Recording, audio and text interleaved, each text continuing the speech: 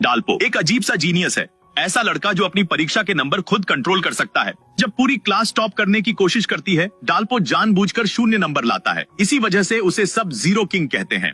एक दिन homeroom teacher घोषणा करती है कि एक टीवी स्टेशन क्विज शो करा रहा है और इनाम है 30 लाख वॉन। पूरे स्कूल से सिर्फ एक ही छात्र चुना जाएगा। इस बार डाल्पो तय करता है कि वो अपनी असली क्षमता छुपाएगा नहीं। टेस्ट शुरू होते ही सब लिखने में लगे होते हैं और डाल्पो वो तो आराम से सो रहा होता है। आखिरी 10 मिनट में टीचर की चेतावनी सुनकर वह धीरे धीरे आंख खोलता है, नाम लिखता है और उत्तर भरना शुरू करता है। जांच के समय टीचरों के चेहरे उतर जाते हैं, ज्यादातर पेपर फेल। फिर एक 92 और एक 96 दिखाई देता है। एक टीचर कहती है, बस यहाँ रोक दो, इससे बेहतर कोई नहीं कर सकता। लेकिन तभी होमरूम टीचर का चेहरा बदल जाता है। हाथ में है एक एकदम परफेक्ट पेपर, बिना एक भी गलती का। सबके लिए झटका तब लगता है जब पता चलता है कि वह पेपर डाल्पो का है, वही जीरो किंग। खबर पूरे स्कूल में फैल जाती है। सबकी नजरें डाल्पो पर टिक जाती हैं। चैनसू, जो हमेशा टॉपर रहता है, पहली बार खुद को खतरे में महसूस करता है। वह अपने दोस्तों को इकट्ठा करता है और कहता है, अफवाह फैलाओ कि डाल्पो ने चीटिंग की है। कुछ ही घंटों में गॉसिप आग की तरह फैल जाती है। चैनसू और आगे बढ़कर इशारा करता है कि डाल्पो ने शायद टेस्ट पहले ही चुरा लिया था। पहले तो डाल्पो इन बातों को अनसुना कर देता है,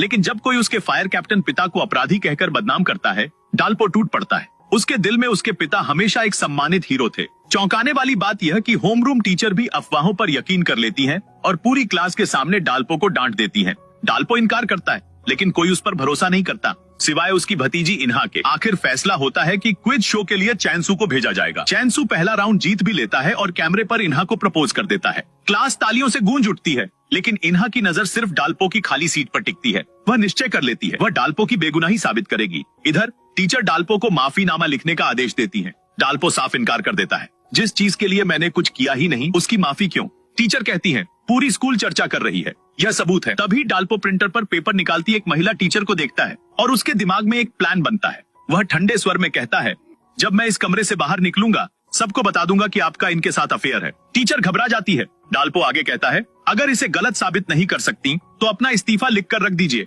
टीचरों के चेहरे सन्न रह जाते हैं। उधर क्लास चैनसू की जीत मना रही होती है कि तभी इन्हा अंदर आती है, केक की मोमबत्तियां बुझाती है और सबको फटकारती है। वह चैनसू का प्रपोजल ठुकरा देती है और मांग करती है, सब लोग डाल्पो से माफी मांगो। चैनसू गुस्से में पूछता है, सबूत है कि उसने चीटिंग नहीं की। दोनों की बहस बढ़ जाती है और वे शर्त लगा लेते हैं, अगर इन्हा साबित कर दे तो चैनसू माफी मांगेगा और इनाम का आधा हिस्सा देगा, वरना वह इन्हा को सबके सामने 10 थप्पड़ मारेगा। अपनी भतीजी को इस हद तक लड़ते देखकर डाल्पो अंदर से हिल जाता है। वह फैसला करता है, अब वह चुप नहीं रहेगा। जब डाल्पो बाहर होता है, इन्हा उसके कमरे में सबूत तलाशती है। कॉमिक्स के ढेर में उसे एक अंग्रेजी की किताब दिखती है जिस पर लाइब्रेरी का स्टैंप लगा है। जिज्ञासा में वह लाइब्रेरी जाती है और हैरान रह जाती है। हर किताब पर डाल्पो का उधार रिकॉर्ड, यानी वह हमेशा से पढ़ाई करता था, सिर्फ सबसे छुपाकर। वह सारे रिकॉर्ड कॉपी करके सबूत तैयार कर लेती है।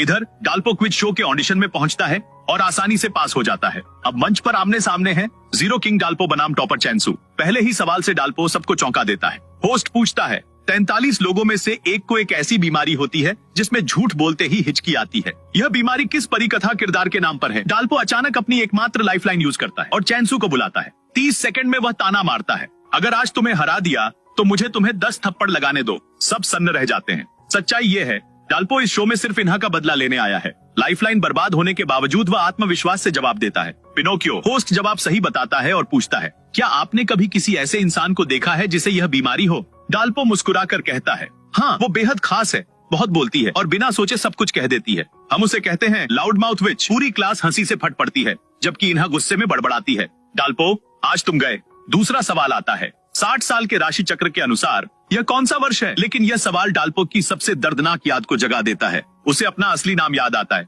हामयोंग। वह और उसका बड़ा भाई जामयोंग कभी शहर के मशहूर जीनियस बच्चे थे। एक समय था जब उनका परिवार, माँ, पिता और दोनों बेटे खुशहाल जिंदगी जी रहे थे। लेकिन फिर आया वो हादसा जिसने सब कुछ बदल दिया। उनके पिता, जो फायर कैप्टन थे, एक बड़ी फैक्ट्री आग की सूचना पर टीम लेकर पहुंचे। मैनेजर ने सिर्फ 2 मजदूरों के अंदर फंसे होने की बात कही, लेकिन यह नहीं बताया कि फैक्ट्री में खतरनाक केमिकल्स का ढेर था। डाल्पो के पिता ने सच्चाई जाने बिना टीम को अंदर भेज दिया, जबकि मजदूर तो पहले ही भाग चुके थे और आग उन्हीं की गलती से लगी थी। कुछ ही देर बाद केमिकल्स धमाके से फट पड़े। सारी फायर टीम सहित 9 फायर फाइटर शहीद हो गए और आग अगले दिन तक जलती रही। बाद में मैनेजर ने झूठ बोलकर सारी गलती डाल्पो के पिता पर डाल दी कि कैप्टन ने चेतावनी के बावजूद अंदर जाने की जिद की थी। आश्चर्य ये कि 9 में से सिर्फ 8 शव मिले। तभी एक गवाह ने दावा किया कि उसने बारिश में कैप्टन को जिंदा देखा था। वह गवाह पिनोकियो सिंड्रोम से पीड़ित था, इसलिए उसकी बात बिना सोचे ही सच मान ली गई। मीडिया ने कहानी को सनसनीखेज बनाने का मौका पकड़ लिया। एक निर्दयी महिला रिपोर्टर ने इंटरव्यू को एडिट करके डाल्पो के पिता को फरार अपराधी की तरह दिखा दिया।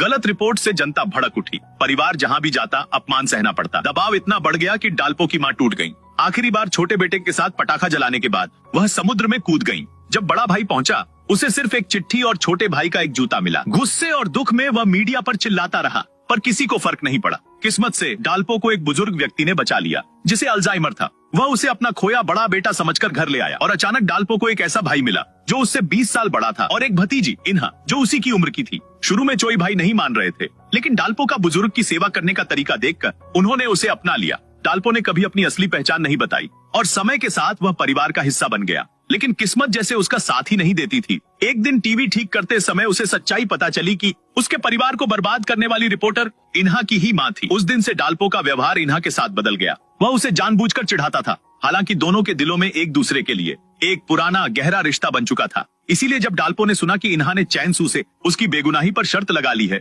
वह खुद को रोक नहीं पाया और क्विज शो में हिस्सा लिया। जाहिर है वह मुकाबले में चैनसू को आसानी से हरा देता है। बदला पूरा होता है और डाल्पो घर के रास्ते निकल पड़ता है। उधर इन्हा आसमान देखते हुए कहती है, मैं उस लड़के के लिए छतरी कभी नहीं लाऊंगी, और तभी उसे हिचकी आने लगती है, यानी वह झूठ बोल रही है। तेज बारिश में डाल्पो बस से उतरता है और इन्हा को स्टेशन पर सोता पाता है। उसे याद आता है कि चैनसू शो में इन्हा को प्रपोज करने वाला था और यह बात उसने पहले ही सुन ली थी। उसी पल उसने तय कर लिया कि वह इन्हा को किसी और के हाथों नहीं जाने देगा। जब इन्हा ने उससे पूछा था कि वह शो में क्यों गया, वह जवाब नहीं दे पाया था, लेकिन अब धीरे से कहता है, क्योंकि मैं तुम्हें पसंद करता हूँ। उसी समय इन्हा जाग जाती है और छतरी लेकर भागती है, पर छतरी टूटी होती है। घबराहट में खड़ी इन्हा को देखकर डाल्पो मजाक में उसके सिर पर ट्रैफिक कोन रख देता है। इन्हा झूठ बोल देती है, ग्रैंडपा ने भेजा है कि तुम भीग न जाओ। डाल्पो अपने मन की बात दबा लेता है, क्योंकि वह अपने दुश्मन की बेटी से प्यार करने की इजाजत खुद को नहीं दे सकता। कुछ साल बीत जाते हैं। हाई स्कूल के बाद डाल्पो टैक्सी ड्राइवर बन जाता है ताकि परिवार का खर्च चला सके, और इन्हा रिपोर्टर बनने का सपना पूरा करती रहती है।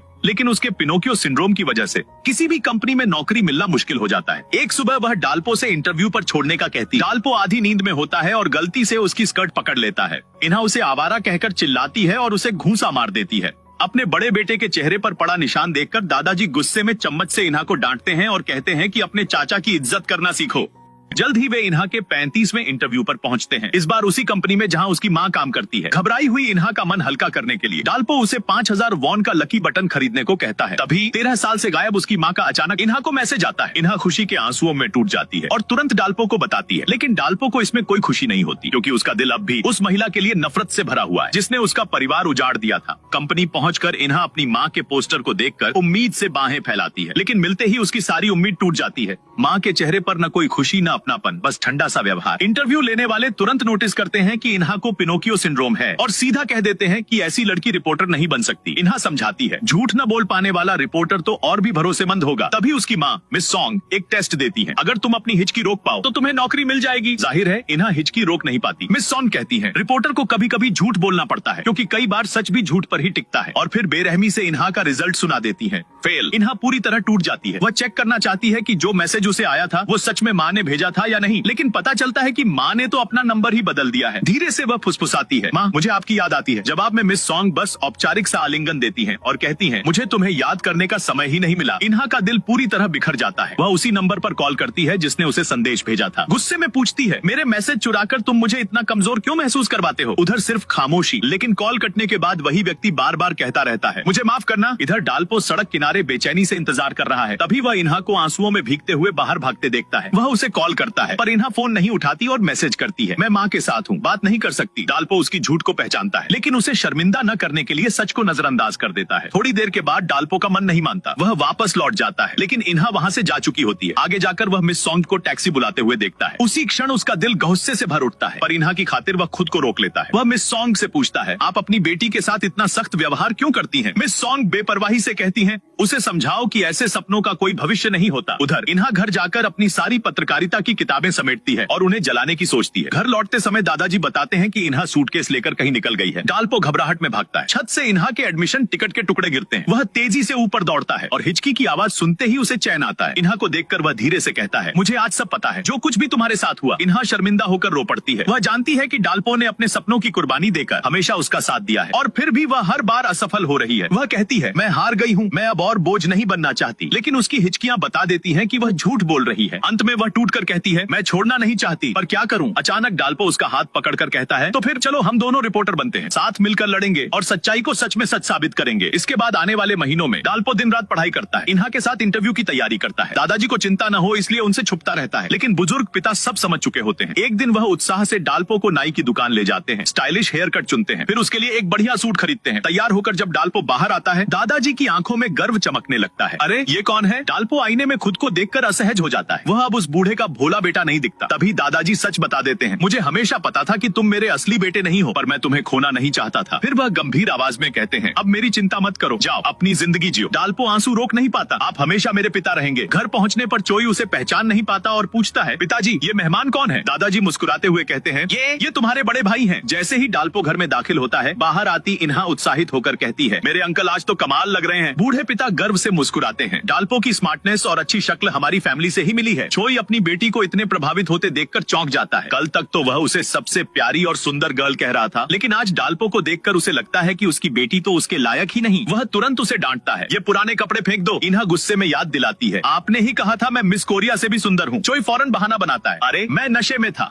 वह चेतावनी देता है, ऐसे व्यवहार करोगी तो डाल्पो सोचेगा कि तुम बहुत आसान हो। इन्हा झुंझलाकर कहती है, ये सब नामुमकिन है। डाल्पो ने मुझे कभी लड़की की तरह नहीं देखा और मैंने भी उसे कभी लड़के की तरह नहीं। कमरे के बाहर खड़ा डाल्पो यह सुनकर रुक जाता है, लेकिन उसके बाद की बात सुन नहीं पाता। अंदर इन्हा अपने पिता से कह रही होती है, डाल्पो को हल्के में मत लेना। उसकी शक्ल, उसकी सोच और उसकी स्किल्स सब टॉप 1% में आती हैं। ये कहते हुए वह धड़कते दिल के साथ अपने कमरे में चली जाती है। कुछ दिनों बाद रिपोर्टर की भर्ती शुरू होती है। डाल्पो सिर्फ 1 महीने में 3 साल का सिलेबस पूरा कर लेता है और लिखित परीक्षा पास कर लेता है। वह इन्हा को उसके 36वें इंटरव्यू तक लेकर आता है। वहीं उसकी मुलाकात होती है अपने सबसे बड़े प्रतिद्वंद्वी सीओ से। असल में सीओ ही वह इंसान है जो 13 साल तक गलती से इन्हा को टेक्स्ट करता रहा। वह उसकी माँ का पुराना नंबर इस्तेमाल कर रहा था और इन्हा समझती रही कि वह उसकी माँ है। समय के साथ सीओ को इस लड़की से लगाव हो गया, पर उसने अपनी असल पहचान एक अमीर घराने के वारिस छुपा ली ताकि वह उसके और करीब आ सके। पहला इंटरव्यू शुरू होता है। तीनों एक ही ग्रुप में हैं। डाल्पो नोटिस करता है कि सीओ लगातार इन्हा को देख रहा है, तो वह मजाक में कहता है, दोस्त तुम्हारी नाक बह रही है। वीडियो रिपोर्टिंग टेस्ट में डाल्पो सबसे पहले नंबर पर है, जो कि सबसे मुश्किल पोजीशन है। वह बिना तड़का लगाए सच बताता है। बाकी 2 प्रतियोगी उसके रिपोर्ट में मसाला जोड़कर उसे और रोचक बनाते हैं। इन्हा की बारी आती है। वह भी डाल्पो की तरह बिल्कुल सच बोलती है। इंटरव्यूअर पूछता है, तुमने दूसरों जैसा क्यों नहीं बोला? इन्हा सच बताने ही वाली होती है कि उसे पिनोकियो सिंड्रोम है, लेकिन डाल्पो और सीओ दोनों उसे रोकते हैं। एक रिपोर्टर का काम है सच को प्राथमिकता देना, न कि उसे सजाना। पहला राउंड खत्म होता है और इन्हा सोचती है कि वह फिर फेल हो गई। वह खुद को डाल्पो के लिए बोझ महसूस करती है, लेकिन डाल्पो उसे दिलासा देता है, चाहे जो भी हो मैं तुम्हारे साथ रहना चाहता हूँ। सीओ इस नजदीकी से जल उठता है। उसी बीच रिजल्ट आता है, दोनों पास। घर में खुशी फैल जाती है,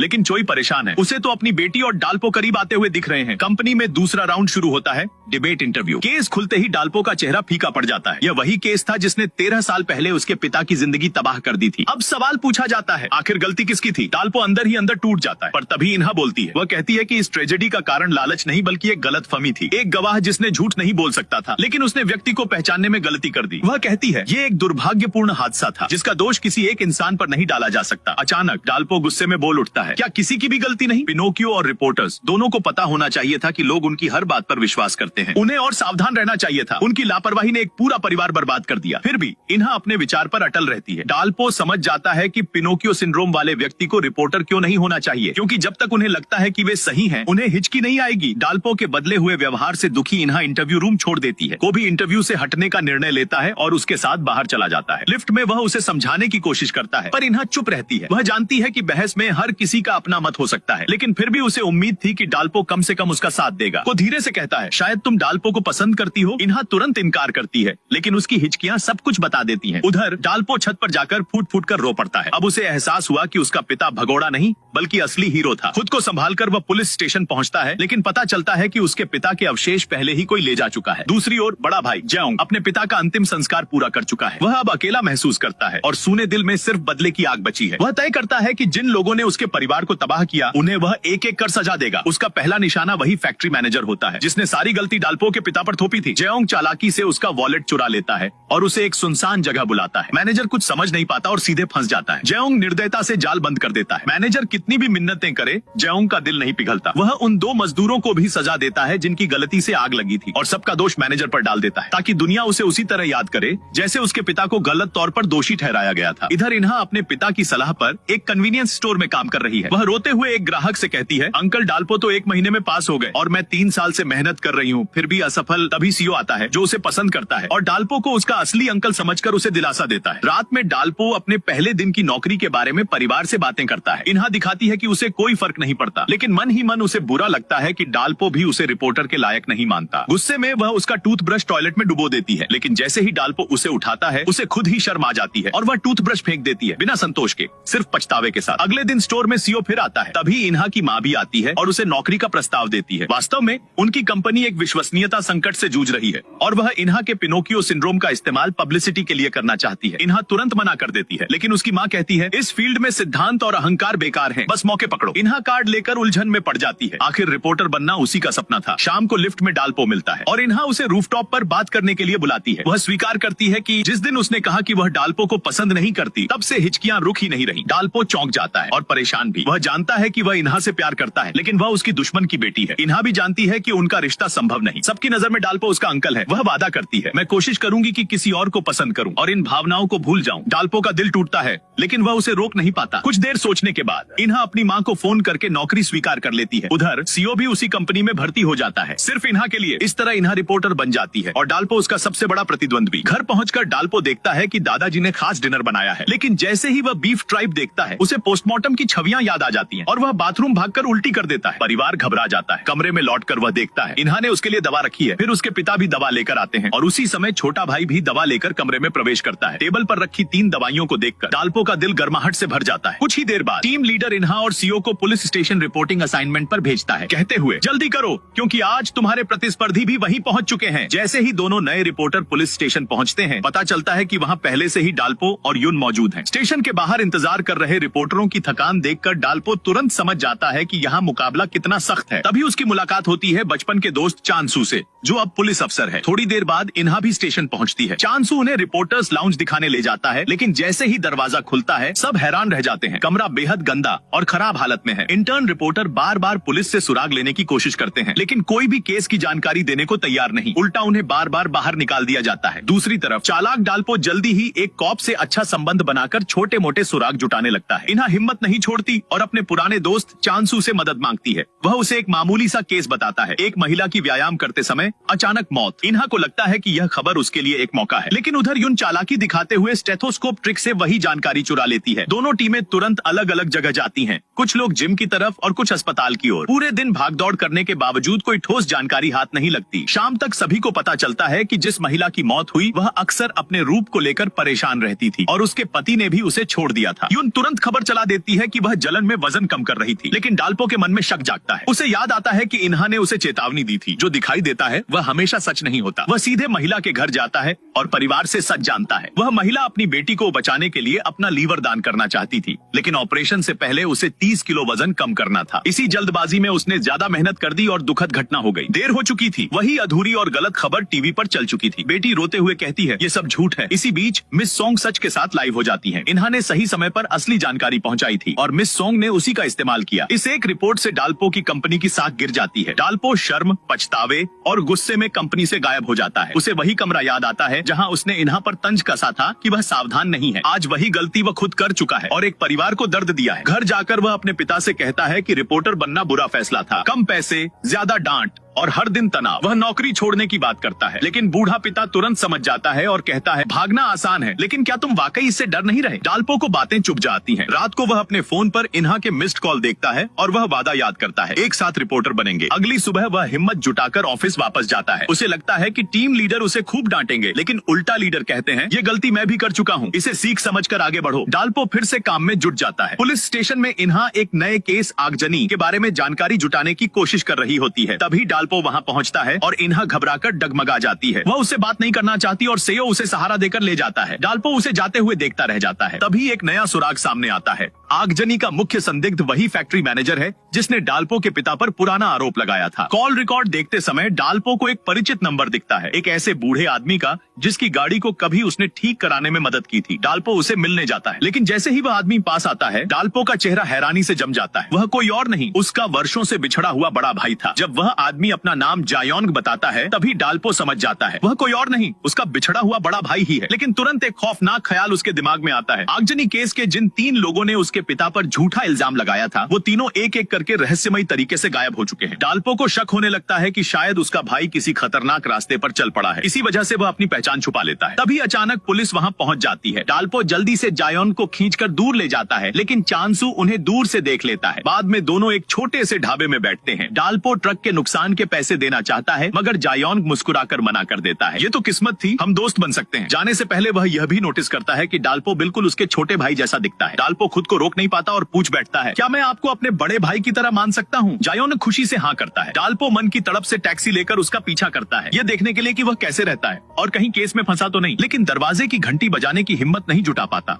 वह सच्चाई का सामना करने के लिए अभी तैयार नहीं था। उधर शहर में एक नया हादसा हो जाता है। एक आदमी शराब पीकर गाड़ी चला रहा होता है। पुलिस रोकती है तो वह कार छीनकर भागने लगता है। तेज रफ्तार में वह गाड़ी पर नियंत्रण खो देता है। तभी एक छोटा बच्चा बैसाखियों के सहारे सड़क पार कर रहा होता है। गाड़ी फिसलती है, पलटती है। आखिरी पल में एक वाटर डिलीवरी ट्रक तेजी से आकर उसके सामने रुक जाता है और बच्चे को बचा लेता है। ड्राइवर टक्कर सहकर भी पहले बच्चे को देखता है और फिर वहीं गिर पड़ता है। इन्हा की न्यूज टीम पूरा हादसा रिकॉर्ड कर लेती है। ड्राइवर रातों रात नेशनल हीरो बन जाता है और हैरानी की बात, वह हीरो कोई और नहीं, जायोंग था और उसकी चोटें भी ज्यादा गंभीर नहीं थी। इन्हा उसे तलाश कर लेती है और इंटरव्यू के लिए अपना कार्ड देती है। जायोंग मुस्कुराता है, एक अजीब खतरनाक सी मुस्कान, क्योंकि थोड़ी देर पहले ही उसने पता लगा लिया था कि इन्हा उस रिपोर्टर की बेटी है जिसने 13 साल पहले उसकी परिवार की जिंदगी तबाह कर दी थी। इधर उसका ट्रक पुलिस स्टेशन पहुंचता है और डाल्पो उसे देखकर घबरा जाता है। वह तुरंत अस्पताल दौड़ता है। अस्पताल में जायोंग इंटरव्यू दे रहा होता है। वह कहता है कि उसे वह बच्चा अपने खोए हुए छोटे भाई जैसा लगा, इसलिए उसने जान जोखिम में डाल दी। इन्हा को पता चलता है कि जायोंग उसी पुराने हादसे का पीड़ित है। वह गुस्से में पूछती है, वो झूठी खबर चलाने वाला रिपोर्टर कौन था? जैसे ही जायोंग नाम बताने वाला होता है, डाल्पो वहां पहुंचकर इन्हा को खींच ले जाता है। इन्हा सोचती है कि डाल्पो उसकी स्टोरी छीनना चाहता है, लेकिन डाल्पो सख्त लहजे में कहता है, उससे दूर रहो, वो खतरनाक है, मुझ पर भरोसा करो। इन्हा तर्क देती है कि जिसने एक बच्चे की जान बचाई वो बुरा इंसान कैसे हो सकता है, लेकिन डाल्पो जानता है उसका भाई बदले की आग में जल रहा है और अगला निशाना इन्हा हो सकती है। वह कारण नहीं बता सकता, बस विनती करता है, कृपया उससे दूर रहो और मुझसे मत पूछो क्यों। डाल्पो को इतना गंभीर देखकर इन्हा अनिच्छा के बावजूद मान जाती है। उसके ईमानदार होने पर डाल्पो चैन की सांस लेता है। उधर जायोन की निगाहें कैमरामैन पर पड़ती हैं। वही आदमी जिसने 13 साल पहले उस झूठी रिपोर्टिंग का फुटेज शूट किया था। कैमरामैन का चेहरा डर से पीला पड़ जाता है, क्योंकि उसे याद आता है मिस सॉन्ग ने कभी जायोन के पिता को बेशर्म भगोड़ा कहकर रिपोर्ट एडिट की थी और जब जायोंग ने विरोध किया था, उसे कत्ल की कोशिश के झूठे आरोप में जेल भेज दिया गया था। जायोंग इन्हा का कार्ड उठाकर पूछता है, क्या ये मिस सॉन्ग की बेटी है? कैमरामैन डर के मारे सिर हिला देता है। जायोंग एक ठंडी हंसी हंसता है, अब खेल मजेदार होगा। इसी बीच मिस सॉन्ग लाइव टीवी पर आती हैं। जायोन की बहादुरी की रिपोर्ट दिखाती हैं और 13 साल पुरानी झूठी रिपोर्ट के लिए माफी मांगती हैं। कहती हैं कि अब से वह सिर्फ सच पेश करेंगी। जयमयोंग उसकी माफी स्वीकार नहीं करता, क्योंकि उसे लगता है कि उसका पछतावा सच्चा नहीं है। दल्पो को भी एहसास है कि उसका भाई बदले की आग में जल रहा है और रुकने वाला नहीं। थोड़ी देर बाद दल्पो अपने दिवंगत पिता की कब्र पर जाता है, जहां उसे कांच पर चिपके माफीनामे दिखते हैं। पास रखी पुरानी पारिवारिक तस्वीर देखकर वह टूट जाता है और रो पड़ता है। उसी वक्त जयमयोंग वहां पहुंचता है, लेकिन इस बार वह दल्पो से अजीब ठंडेपन से पेश आता है। यहाँ तक कि दल्पो लाया हुआ फूल भी कूड़ेदान में फेंक देता है। असल में जयमयोंग को हाल ही में पता चला था कि दल्पो एक रिपोर्टर है, इसलिए उसे शक हुआ कि शायद दल्पो उसके करीब सिर्फ किसी मकसद से आया था। यही गलतफहमी उसे दल्पो से दूर कर देती है और वह उसके इंटरव्यू का अनुरोध भी ठुकरा देता है। लेकिन दल्पो हार नहीं मानता और पूछता है कि क्या वह मून डाकू को जानता है। जयमयोंग घबरा जाता है, क्योंकि वही फैक्ट्री मैनेजर था जिसे उसने कुएं में बंद किया था। वह झूठ बोलता है कि वह इस नाम को नहीं जानता। कई बार कोशिश करने के बाद दल्पो को यकीन हो जाता है कि मैनेजर की मौत हो चुकी है और उसके कातिल उसके अपने भाई के अलावा कोई नहीं। दल्पो गंभीरता से पूछता है, तुम दुनिया से माफी चाहते हो या बदला? जयमयोंग बिना झिझक कहता है, बदला। वह दल्पो का रिकॉर्डिंग फोन उठाकर आग में फेंक देता है, लेकिन दल्पो शांत रहता है, क्योंकि असली रिकॉर्डर उसके टाई क्लिप में छिपा होता है। फिर भी दल्पो पुलिस को रिकॉर्डिंग देने का इरादा नहीं रखता। वह सच को दफनाना चाहता है ताकि उसका भाई और ज्यादा न टूटे। इधर कैमरामैन इन्हा को 13 साल पुरानी जयमयोंग की इंटरव्यू फुटेज दिखाता है। इन्हा यह देखकर स्तब्ध रह जाती है कि उसी की माँ उस रिपोर्टर थी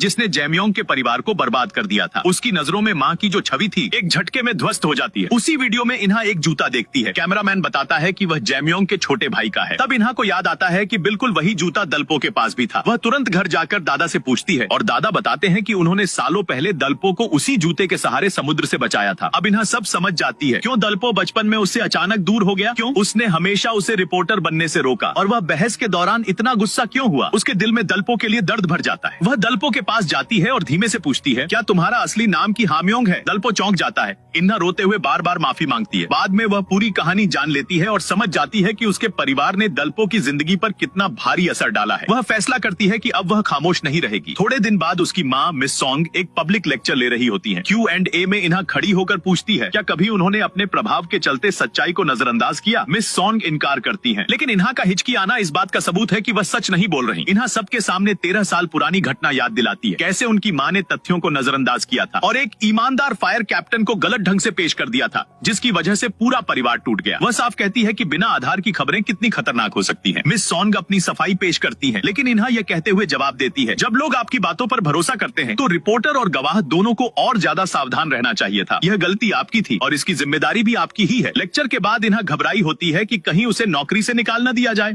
दलपो पूछता है कि उसने ऐसा क्यों किया। इन्हा कहती है कि वह सच जानकर चुप नहीं रह सकती। जब दलपो पूछता है कि क्या वह अपनी माँ को लेकर चिंतित नहीं है, तो वह स्वीकार करती है कि है, लेकिन सच से मुंह नहीं मोड़ा जा सकता। थोड़ी देर बाद दलपो को सीओ का फोन मिलता है। जैमयोंग इन्हा की कंपनी में है। दलपो तुरंत भागते हुए वहां पहुंचता है और देखता है कि जैमयोंग इन्हा का पीछा कर रहा है। जैमयोंग इन्हा को पकड़कर पूछता है कि उसे उसके परिवार के बारे में इतना कैसे पता है, लेकिन इन्हा सच्चाई बताने से इनकार कर देती है। तब यह ठीक समय पर दलपो पहुंचता है और अपने भाई को शांत करने के लिए सच उजागर करता है कि वह वास्तव में हामयोंग है। शुरुआत में जैमयोंग भरोसा नहीं करता, लेकिन जब दलपो उसे याद दिलाता है कि बचपन में किस तरह उसने उनके पिता के लौटकर आने का झूठा दिलासा दिया था, तब उसे एहसास होता है कि सामने खड़ा लड़का सच में उसका छोटा भाई है। दोनों भावुक होकर एक दूसरे को गले लगा लेते हैं। कुछ देर बाद दोनों एक रेस्टोरेंट में बैठते हैं जहां जैमयोंग बचपन वाला पसंदीदा पिज्जा ऑर्डर करता है। वह पूछता है कि दलपो कैसे बचा रहा। दलपो बताता है कि एक बुजुर्ग व्यक्ति ने उसे अपने बेटे की तरह पाला। बात के दौरान लोग जैमयोंग को पहचानने लगते हैं। उन्हें यह विडंबना चुभती है कि जिसने उनके पिता को बदनाम किया था वही आज जैमयोंग को राष्ट्रीय हीरो बना चुकी है। जैमयोंग अपने भाई से कहता है कि वह हमेशा दलपो बनकर ही जिए और उनकी असली पहचान दुनिया से छिपाए। दलपो कारण पूछता है और जैमयोंग टूटते हुए स्वीकार करता है, मैंने लोगों को मार दिया। यह सुनकर दलपो का दिल चीर जाता है। इधर कंपनी में यून बताती है कि पुलिस अब जैमयोंग को आगजनी केस में संदिग्ध मान रही है। चैनल इसे बड़ी खबर समझता है, लेकिन दलपो घबरा जाता है। वह नेता को सच बताकर भरोसा दिलाता है